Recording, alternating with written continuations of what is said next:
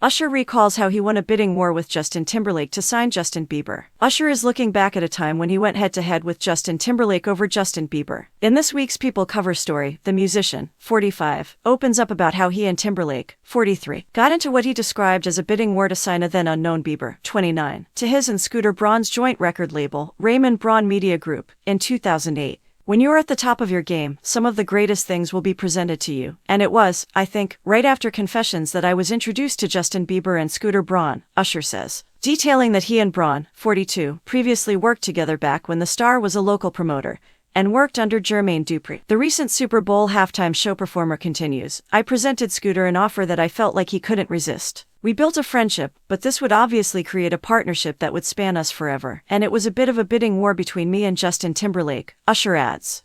I was like, I'm not certain that I could understand each and every producer that this artist could benefit from. But what I can tell you is I'm going to give you my passion, and I'm going to give you every bit of what I have to offer. Usher says another reason he was so keen to sign Bieber along with Braun was because there can only be one Justin. So if you want to go with Justin, that's Justin and Justin. Me, it's only one Justin, he continues. So that obviously created a relationship and that support of him as an entrepreneur, because I think that he was trying to find himself as well. Highlighting, however, that he didn't know if Braun saw himself as a full-service manager at the moment, Usher eventually persuaded him, telling Braun, I think that you can do this. I believe in you, and if we can have a partnership, I'll give you every bit of wisdom that I have and grow you and support you in whatever you're trying to accomplish as a businessman. He continues of what had told Braun. You are a manager. You're not just a guy who can discover artists. You are someone who just needs someone to believe in, and I believe in, and I'll support you. Speaking about his own career and that of Timberlake's, Usher tells people, we are all unique artists and have our creativity. I love the producers that he works with, so much so that I worked with them, and I think he loves the producers that I worked with, so much so that he's worked with them.